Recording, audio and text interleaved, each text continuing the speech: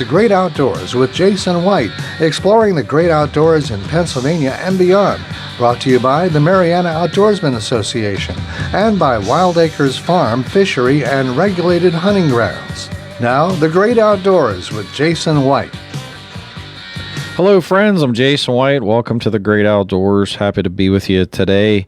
Looks like we might be getting a little bit of rain today here in southwestern Pennsylvania. Certainly, it was a very wet spring and a wet summer, but the past few weeks have been ridiculously dry. I know at my farm alone, the ground is extremely cracked, and it's just been pretty rough. So I think right now everybody could probably say we could all use a little bit of rain, so fingers crossed.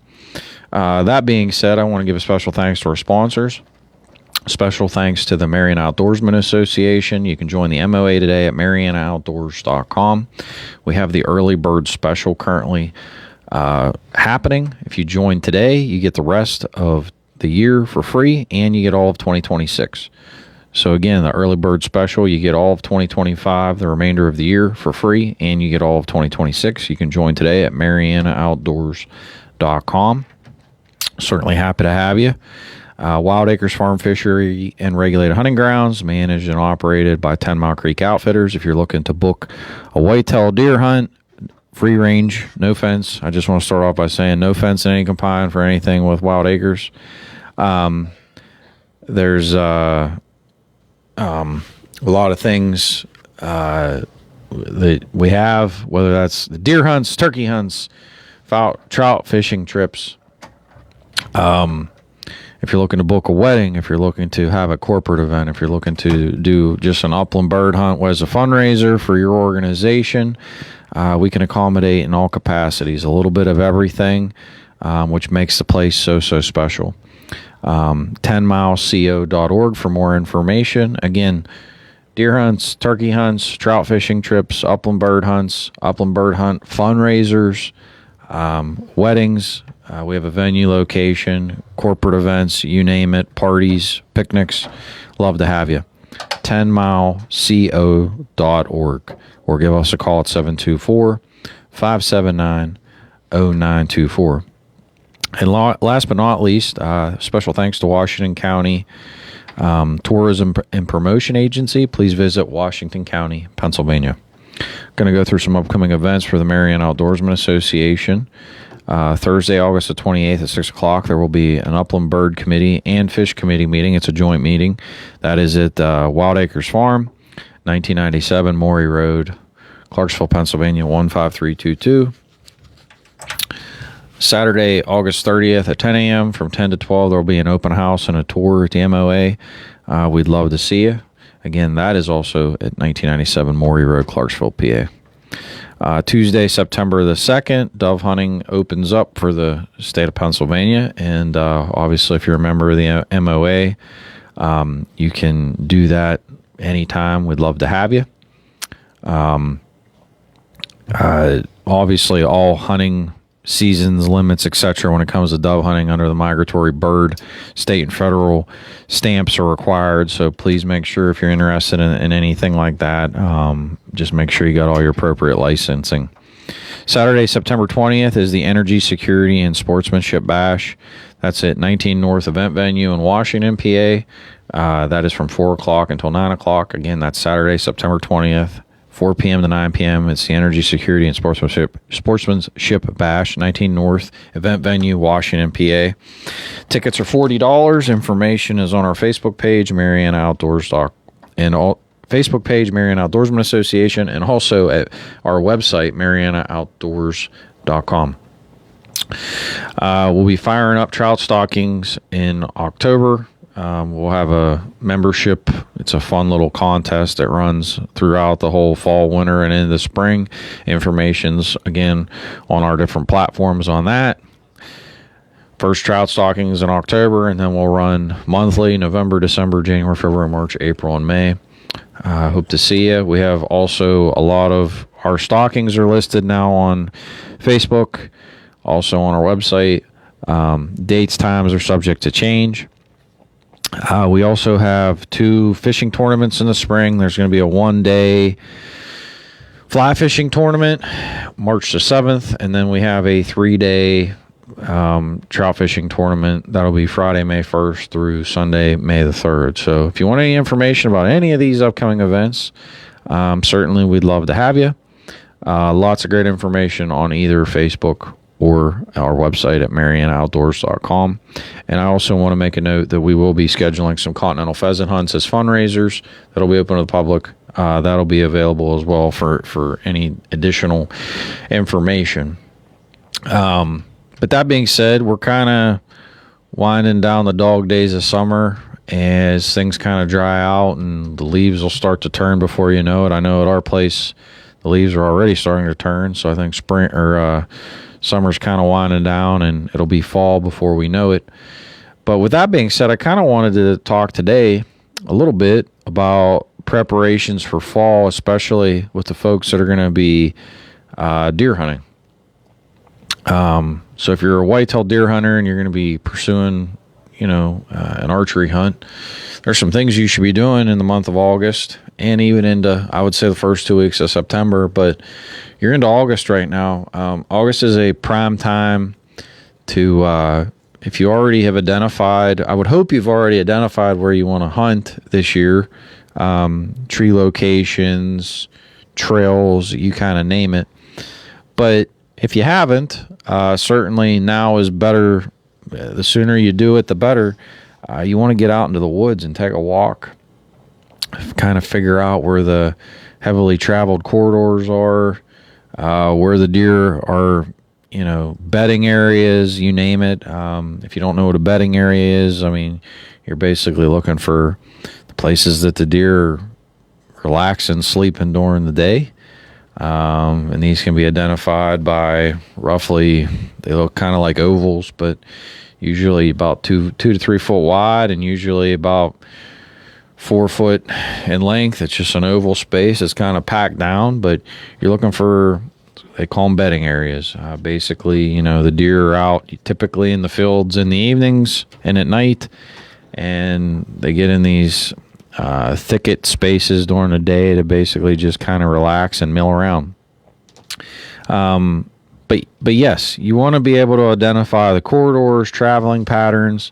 Like I said, I would hope that you kind of have identified these things between, your prime time to be doing that is typically after the late season and into early spring, because that's when you can really see the trails and paths as clear as day. But maybe you got a new piece of property. Maybe you're one of those people that's now in this certified hunter program in southwestern Pennsylvania. If you're not and you're interested, please make sure you look on the Pennsylvania Game Commission's website.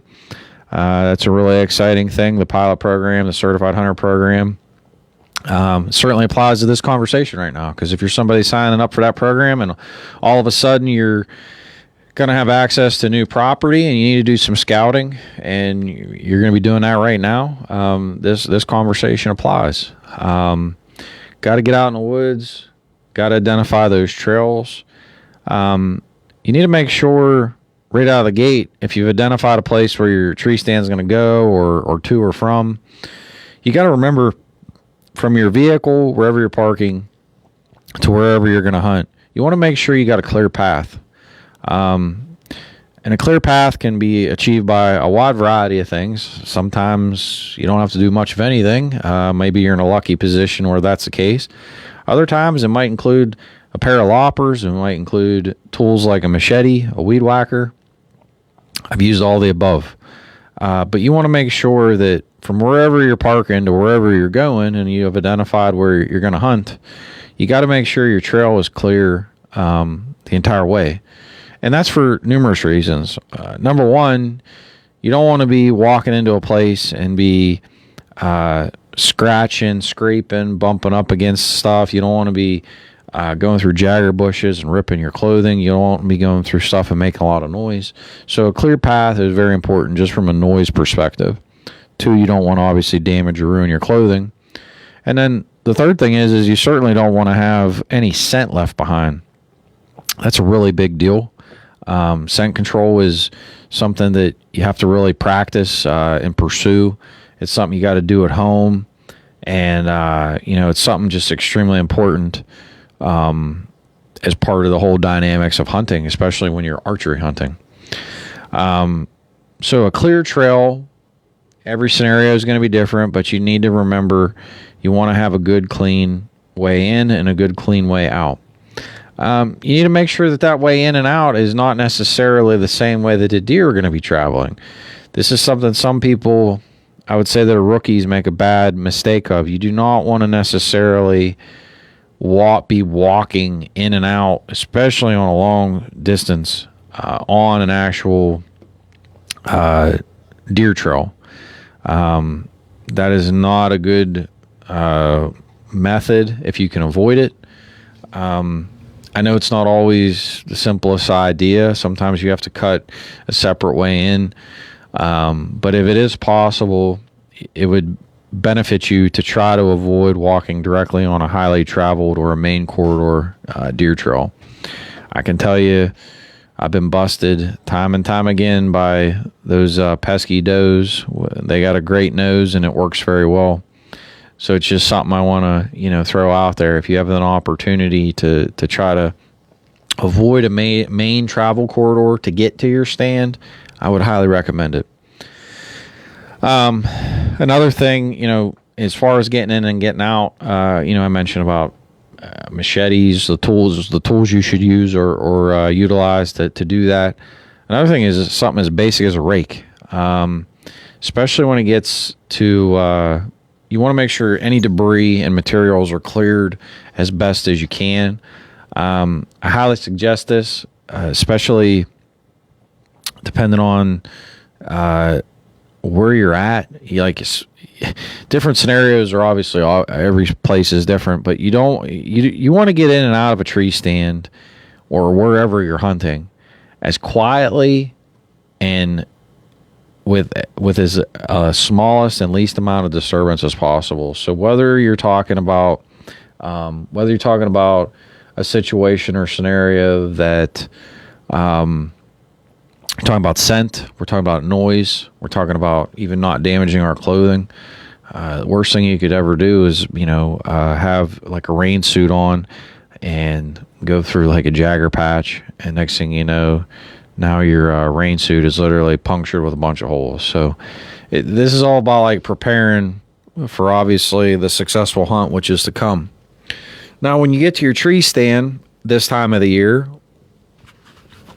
I highly recommend obviously taking your tree stand to the location. But make sure, depending on your situation and scenario, if you're using a lock-on stand, I use different varieties of lock-on stands. I use different varieties of ladder stands. I highly recommend making sure whenever you're putting it up to have new straps. Do not utilize old straps. Usually, I will replace my straps every other year on my stands. If not, I will add new ones in addition to the old ones. I do not like to have situations or scenarios where I have old straps or rely on old straps. They're not that expensive. I mean, you can buy 500 to 2,500 pound straps at your local hardware stores. A lot of the big box stores have them. And they're pretty cheap.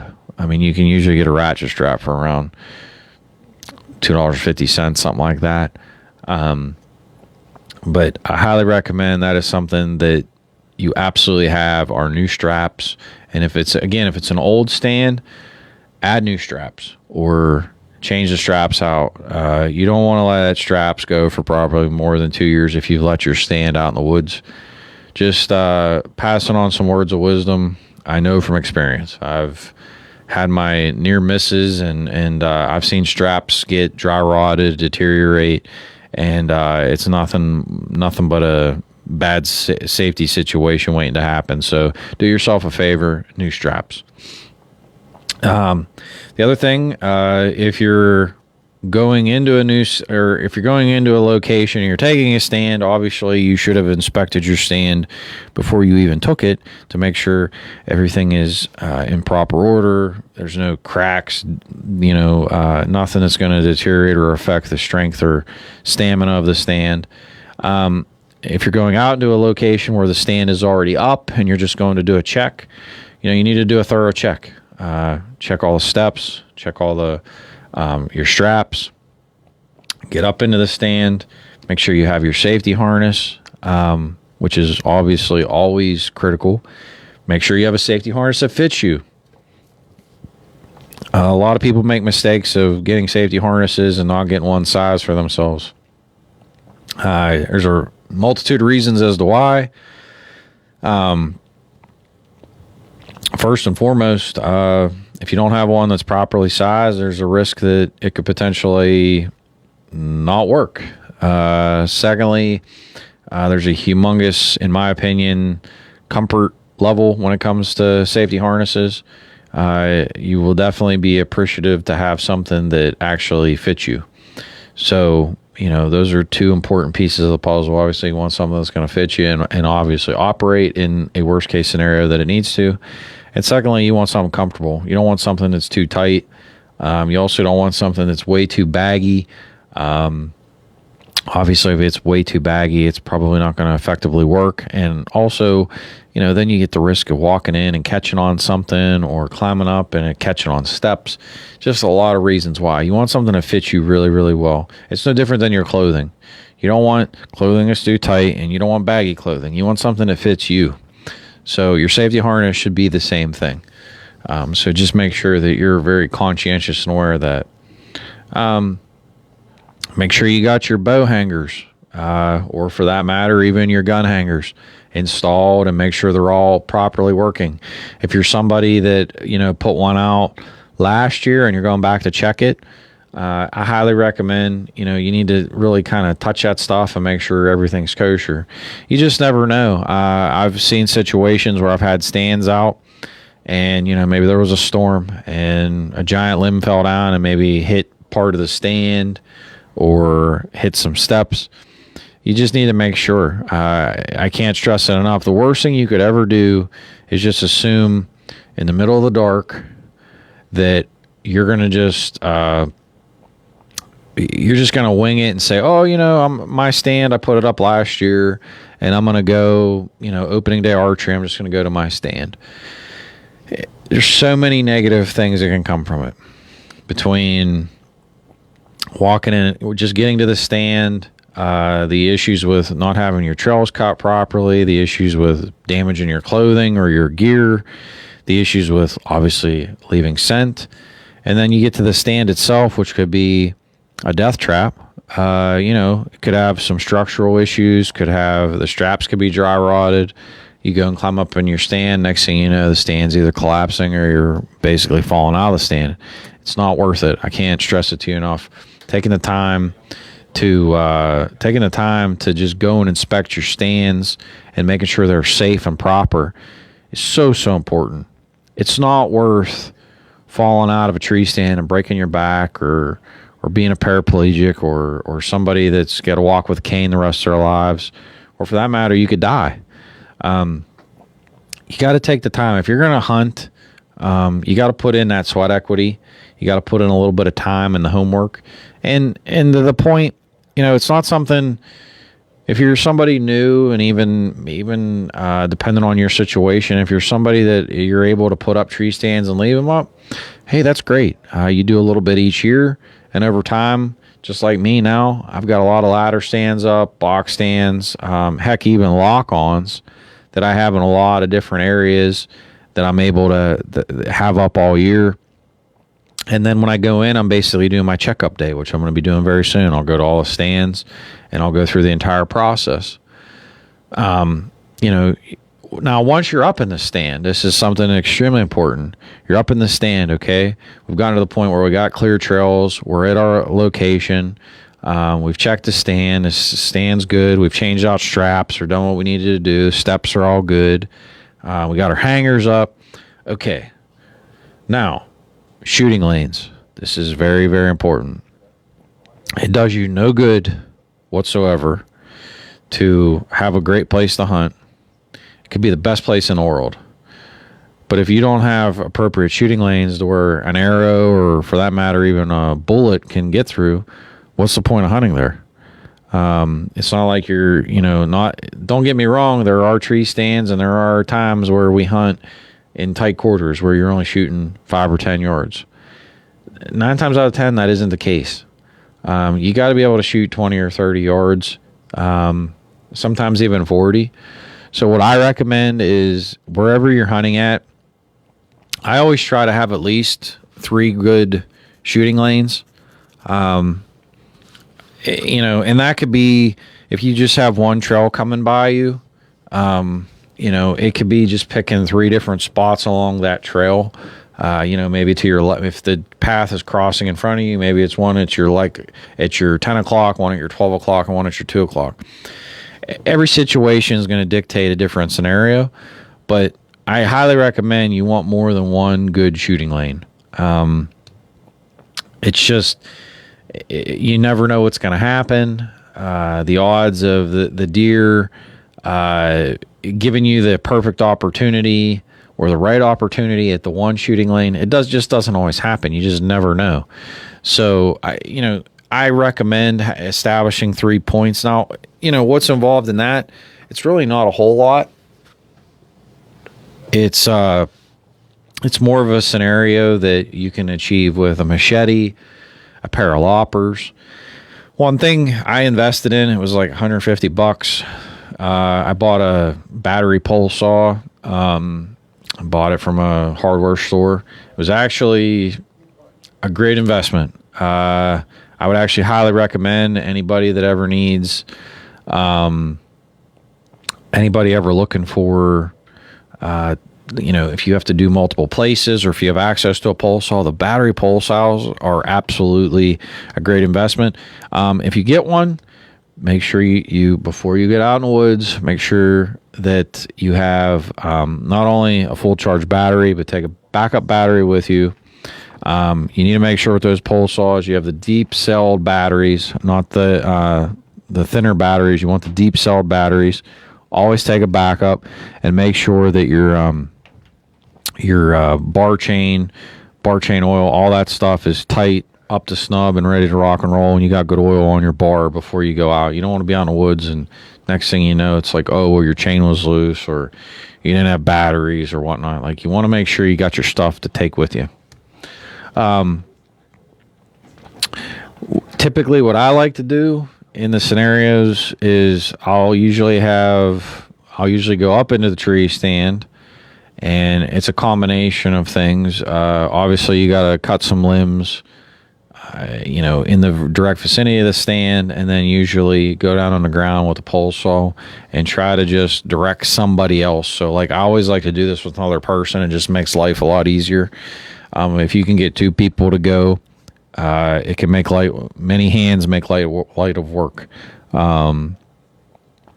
But if you can get somebody up in the stand and kind of get the other person to go down to where the deer shooting areas would be, obviously you're going to look back to your vantage point at the tree stand, and clearly you're going to want to snip any limbs that could, deflect an arrow, etc. That is super important. I think a lot of people miss that step. I can't tell you over the years how many times I've heard people say, well, I hit a limb. I'm not saying it's never going to happen, but if you have good shooting lanes and you know where you can and cannot shoot, it's honestly a situation where good preparation equals success on the back end. So I just want to reiterate this process. We're at the point now where we have a good walking lane getting in. We've trimmed everything. We've gotten to our stand, whether you're putting up a new stand or whether you're checking on an old one. We've checked on our straps. We've checked on our steps. We've changed what we needed to change. We make sure that the stand itself is clean and clear. We have our hangers. We have our shooting lanes cleared. We also need to make sure that our bow rope or our gun rope is appropriate. That's another thing that can dry rot if you do leave it out over the season. You're going to want to make sure that it's in good working order. Again, last thing you want to be doing is pulling a bow up or a gun up and boom, the rope snap or something be defective and it falls down. Just a very, very bad situation. It just creates it just not good. Again, I speak from experience. I had a situation where my bow fell down and just not good at all. I had just a bad rope and it broke at the clevis I had. Bow fell down. Just it was a nightmare. Stupid mistake that I could have prevented had I just changed my rope out in advance. But it'll never happen again. I can assure you of that. I made that mistake and I'll never deal with it again. Another thing I always recommend, just while we're talking about it, if you're doing a ladder stand, I always like to put burlap around my stands. I just feel like it really helps because you're so much lower to the ground. I always feel that from a scent perspective, the higher you are, the better, the better off you are. Again, every situation is going to be different when it comes to scent, depending on where the deer are coming from, and obviously you get into thermoclines and discussions about windage, directions, etc. Even time of the year. But one thing I like to do from a visual perspective is when you're sitting and looking at a ladder stand, if you're somebody that is hunting from a ladder stand for, it doesn't matter if it's rifle, if it's archery, etc., especially if you're archery hunting, I highly recommend getting some burlap. It's not that much, depending on if there's a sale or if it's running full price, it can run from $10 to $20. I like it. I usually take it around the perimeter of the stand where it drops down. It's kind of like a skirt almost. It works really effective. You can zip tie it around the railings. I always not only zip tie it, but then I highly recommend you take a pair of nippers and always nip off the tail ends. I hate that when those tag ends are sticking out. They just they seem to catch on everything, and then next thing you know, it's making unnecessary noise. But from a visual perspective, highly recommend the canvas. It just works out really, really well. If you're gonna go down that path, it's just from experience again. The burlap, I would recommend looking for something that's made of more of a burlap material. I feel that it lasts longer. The most I've ever really seen that burlap survive is usually about 2 seasons if you do leave it out. There are some other materials that I've seen. They're lucky to make it a season, if they even make it a season. Some of the materials just are very cheap. So when you're buying something, I recommend if you're going to put something like that up, spend the extra $5 or $10 and get the better quality. Some of that stuff just doesn't last very long, and then next thing you know, it's falling apart or deteriorating. Again, I just been down that road and I've had stuff fall apart literally not even through a single season, and it is what it is. Some other thoughts that I wanted to give. So you're now at a point where you got your trail, you're at a point where you have your stand, everything's secure, your rope, your hangers, shooting lanes. Another thing is you need to make sure that you have your yardages. I always recommend, if you're establishing your shooting lanes, you need to give yourself, take a rangefinder with you, especially if you're archery hunting, and identify some key spots, distance-wise. A little tip I've used in the past, I've put up tape at different yardages. So say it was 20 yards, 30 yards, 40 yards. I've used different colored tapes. I've used paint. All that stuff has worked really well. Certainly has been a key, I would say, a key aspect and opportunity that I've utilized over the years, and it's worked out really, really well. But you got to know your yardages. You got to know that in advance. because clearly when you're establishing your shooting lanes, you want to make sure you're obviously far enough. You don't want to cut a shooting lane 20 yards, but yet you're going to have a chance to shoot a deer at 30. Just, kind of common sense stuff, but just reiterating its importance. So say you've done all that stuff and now you're on your way to get out of the tree stand. When you go and get out of the stand, you need to make sure, I highly recommend this, from the tree stand all the way to where you're coming in. I highly recommend. They sell different types of these, but there's like reflectors you can buy.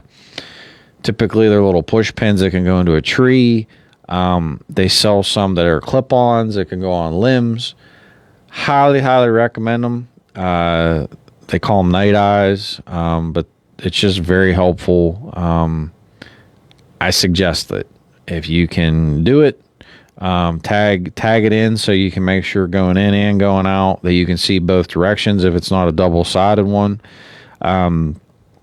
It's just a good tool. It's good for safety, especially if you're getting down at night. Say you stay late and it's dark, or if you're coming in the dark in the morning, and you got your little headlamp on. It's just a good they reflect light really well. Just makes it easier getting in and getting out. I also want to make a mention, we're talking more lock-on stands. We're talking more hang-ons right now. I want to shift gears to hunting blinds and tower stands. If you're somebody that's going to be putting up a hunting blind, I highly recommend taking a weed whacker with you. And wherever you're going to put your little pop-up blind up, you should weed whack and clear any and all debris under the footprint. The worst thing you could have is, whether that's tall grasses, whether it's leaves, debris, doesn't really matter. When you're in that little blind, you do not want to be making noise, because you got to remember, you're at ground level with the deer. They can hear extremely well, they can see extremely well, and they can smell extremely well. Do not give them an advantage in any capacity. So you want to remove the noise barriers. And again, I know this from experience. Learned the hard way. So take a weed whacker, take a rake, and whatever your footprint's going to be, weed whack it, rake it, get it down to almost as low as you can. If it's grass, if it's almost dirt or whatever, rake it, get it really low. You'll thank yourself later. If you have a hunting blind, make sure you have a chair or chairs inside of it. I would recommend presetting your windows in the hunting blind the way you want them. Make sure you have extra anchors in the ground. Make sure you have, again, a clear path in and out, however you're coming and going. Again, make sure that your shooting lanes are clear, whatever vantage point that you have. I like to set them to where I can tuck them in and have some cover. I'm not a big fan of, you got to realize deer have great eyes, great vision, that then ties in with the nose, and you just got to remember something, like when you're in a hunting blind, you're ground level, you're looking right at them. So anything you can do to try to grab an upper hand, if that's tucking the blind in with some debris, using extra limbs, rubbish, from just, maybe it's a snag pile area that you can tuck into. Those are always great things to do. Just ways to blend in better. You don't want to put a blind out in the middle of an open field or in a space to where you stick out like a sore thumb, because guess what? When the deer pop out, they're going to look at you, because not necessarily knowing you're in there, but that's not normal. That's not a normal thing in the woods or, out at all. So yeah, they're going to be like, well, what? They're always going to look at that just to feel protected, to make sure they put a set of eyes on it. So when you're putting up those types of blinds, just make sure you try to tuck them in to blend in as best as possible. And then, like I said, make sure you got a clear footprint, make sure you got your chairs in there, make sure everything's prepped in advance. Tower stands. I know there's a lot of people out there that either buy or build tower stands. Something I highly, highly, highly recommend is you go out, typically in those capacities, I'd recommend going out in late August or even early September.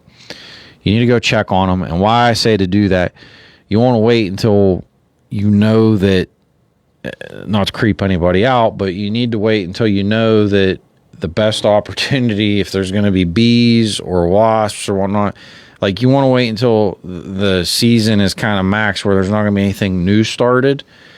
I've learned this the hard way. You don't want to go out, like say in July, and check on a tower stand and say you take wasp spray killer or bee killer. Well, then you come back in October and guess what? The bees rebuilt again. When you get into tower stand conversations, I suggest going out right around Labor Day. I feel like that's like a good time to do it. Because if you go into a stand and you open it up and there are wasps or bees or something, hornets, I suggest spraying that time because the likelihood of them coming back is very, very, very low. I would almost guarantee you they're not. You don't want to get into a situation where you're walking a stand and you're getting stung. Like, that's just not good. So, when you look at the tower stands, it's just something that's a risk. You don't want to get into a situation where you're going up and you're getting bit, especially folks that are allergic. I take that very seriously because I deal with clients. And that could be whether that's deer hunting, turkey hunting, or heck, whether that's pheasant hunting. There are people that are extremely allergic, deathly allergic to certain stings and bites.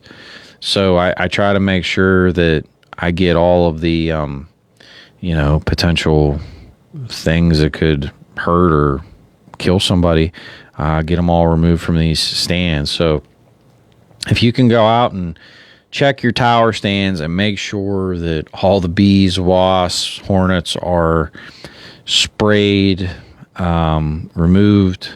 You definitely don't want to be going into a situation, especially with if you got kids or whatnot. You don't want people getting stung. And those are places that I bring this up because if you have a stand and it's got the littlest of crack, I can assure you those things are going to get in there, and that's going to turn into their little tree house or house. And next thing you know, there's going to be hives. And it just, every year I deal with it. Every year I try to button up my stands better and better to try to make them more, how would I would say it, weather tight. But, I just feel like it's almost an endless cause or a worthless cause because every time I try to button them up more and more, I feel like they always find a littlest of smallest cracks to squeeze into. So again, tower stands, whether it's built or man-made, or not man-made, if it's prefabbed, even plastic, I highly, highly recommend going out, usually right around the first week of September, and checking for any type of wasps, hornets, bees, etc., and spraying as necessary. You don't want to get in a situation where you take people out or where you go into a stand, even if you would go, say, early archery and just hunt out of the stand. Can be devastating. I've been stung bad by wasps and hornets. I always feel like September is just a bad time. That's usually when they're active, so that's when I try to go and check on stuff.